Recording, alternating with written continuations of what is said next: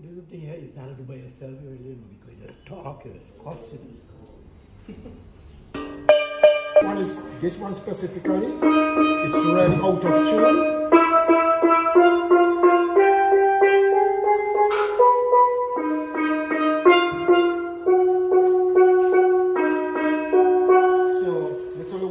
To tune this pan and bring the notes back to how it is supposed to be. Alright? That's all over to you now. Well, when steel band came into St. Vincent in 1945, I was 4 years old, right? And I was amazed by these guys doing this thing. And then start picking up little orange juice tins, you know, things, and putting trying to do a little thing. But it didn't come out too good. But it was the experiment. So when I left St. Vincent in 1965 and went to Trinidad, I put myself to do the big ones, and I learned it at that time. How to do it. Well, when you're learning, you don't study nothing more than to get this thing in the cabeza. You know, because cabeza everything is. Well, that went good for me because in 1971, the Jamaican government was on the, I think, 9th or 10th independence, and they wanted to put panel schools in Jamaica. The big tuners in Trinidad didn't want it because the money was minute. I took the opportunity and I went to Jamaica in 1971. I carried 3 other guys with me. None of them couldn't do nothing, but I was doing, but they learned to do it. Everybody was a player, including myself, you know. So we went out there, we put panel schools, 6 city schools, Mountain View Academy, Denhamton, Boys Town, Mountain View Avenue. I can't remember the other two, but 6 schools. So when I returned to Trinidad in September, I applied for citizenship. So by 1972, I became a citizen of Trinidad and Tobago. Keep living there, and then I said, okay, since I could do thing out there, I could do thing in Trinidad, do anything and develop myself. And then I met a former president of the European movement in 1984 in a convention, you know, and he was amazed that we're doing this thing here, we want you up there, you know. So by 1988, the then Minister of Education, John Horn, he wrote me and asked me to come home. I said, he had a red pantry in Baker because being a member of the organization, the governing body, he wrote them. So I came home in 88. They had some pans that Tall Boy made, the same guy he's speaking about, J.B. James. So with those instruments, I went about training 6 schools in 1989. They were the girls' high school, the boys' grammar school, the intermediate high school, Richmond Hill School, the prep school that is out there, and the Kingston Methodist School, which became this school now. Methodist School became this school after they moved from downtown, you know. So I did that, and then I went to the boys' training center up in the thing. I started to make myself available to persons who wanted to play and who wanted to learn this stuff. Because I can't keep it here. Because with the demise of the body, there's nothing that you could do about it.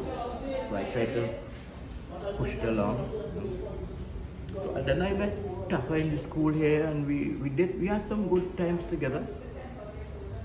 I have been doing the pan professionally, let's say. I started to learn it professionally in 1965 in Trinidad, August 1965. And I look back, I mean, sometimes it's very hard. The hardest part was teaching yourself, because, okay, you're working with persons, the professionals, you're working for them, but you have to try to get like them. So anytime they had no work, I used to buy my little drum and go under the house where I was in Laventille and practice and practice and practice. it's time consuming, it's nerve wracking, and it could be downright annoying.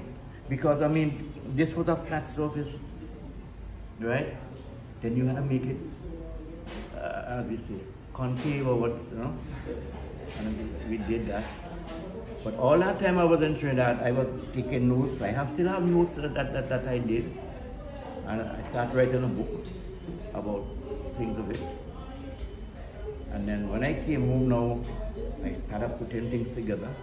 I went to the library here, learned a lot more about the theory in a big way, because in Trinidad you have to do theory as a pantun, eh? You have to do theory. So I started doing that. Came home, edified myself. And, well, how to put it? Here I am then. In 1989, the Girls' High School was performing for the opening of the fish market in town. I think you know the fish market. And the Minister of Education, he invited other ministers from the Grenadines Islands. The St. Lucia Minister of Education was here, and he approached me and asked me, would you like to come to St. Lucia to do what you're doing here? So I said, well, with all my heart. So I went to St. Lucia in 1990 November. I carried a guy who was working with me, because I started working with a band here called Potential at the time. So me and Gray went to St. Lucia in November. We made a 14-piece orchestra, right, by December. We had stands made because he was available to. We did everything, stands.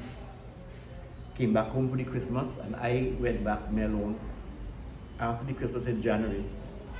And I thought two persons, what it is about, who were arrangers in their own right with various instruments. So they understood that. So with that now, St. Lucia had plans in school. It was the Leon Hess Secondary School. And what was the name of the convent? A convent school, but it was a girls' school and a mixed school. So I taught two teachers the rudiments, as you should say, of how to go about this and give them things. Yeah, and I put Pan in school in St. Lucia also in 1991. And returned home, and I still home, still doing what I love doing.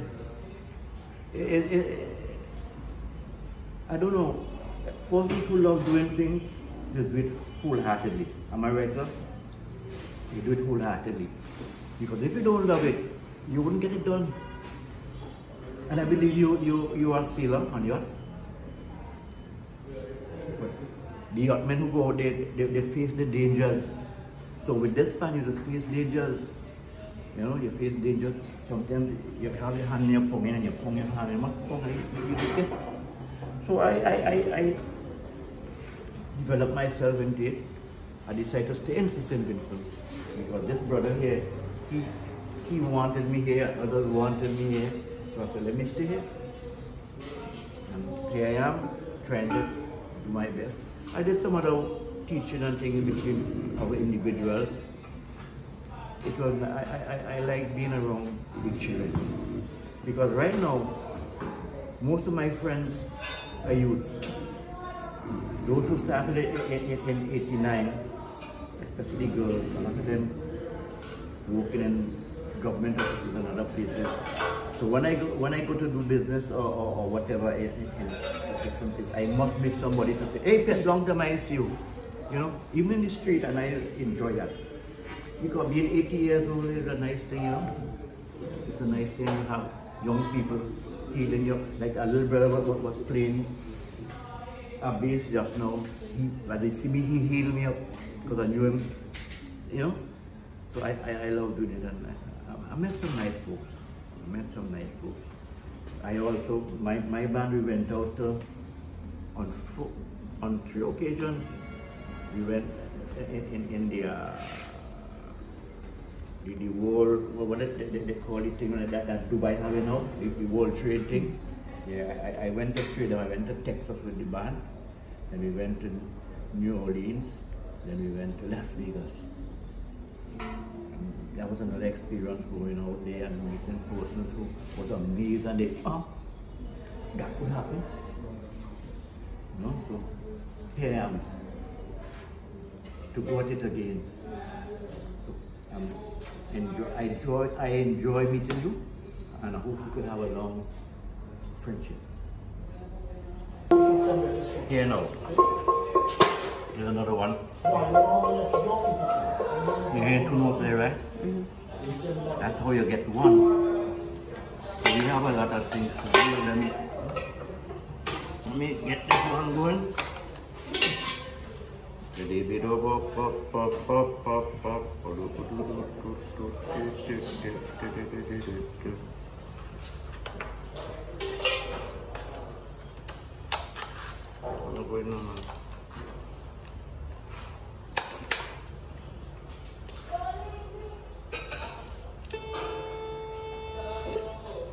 That's cake.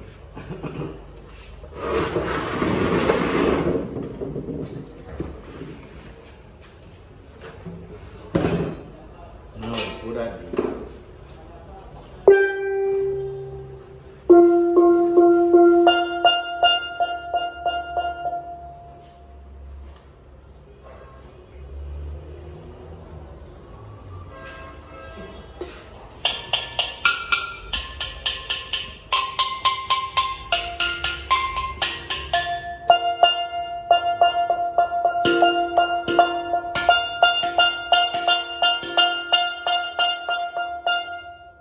You could hear that, right?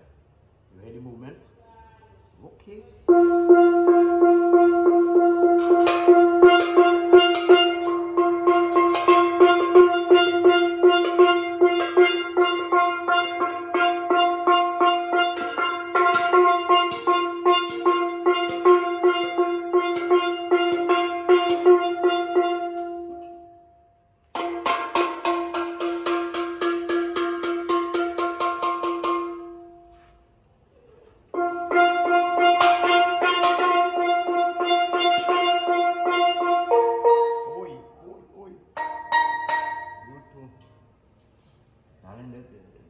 This thing, you just have to play with a pan with your fingers, the whole hand sometimes, because remember it got a shape and it moves, so you gotta touch it up.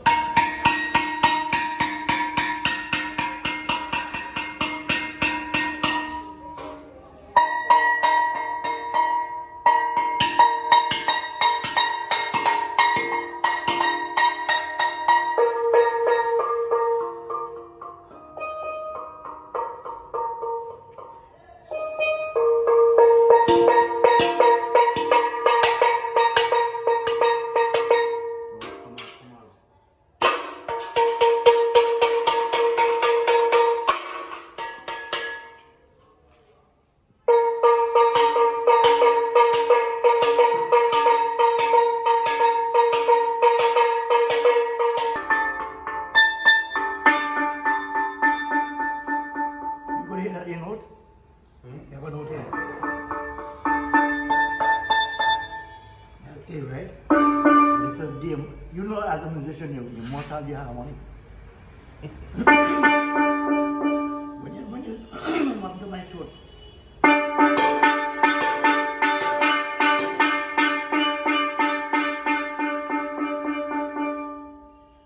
When you start a tune a note, you just have full sequence of all the in the chromatic. So you have to hammer out what you don't want and put back in what you want. Playing guitar, when you play one string, you hear the other, you hear it, right? The same thing with this.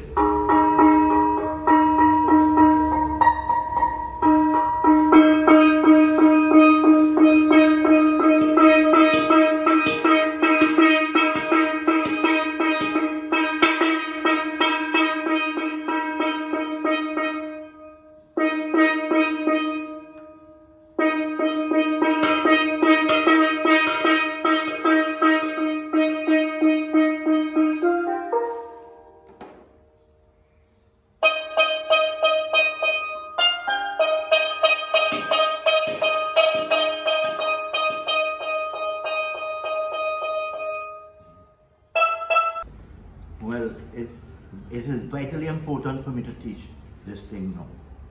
I've been doing it a little time because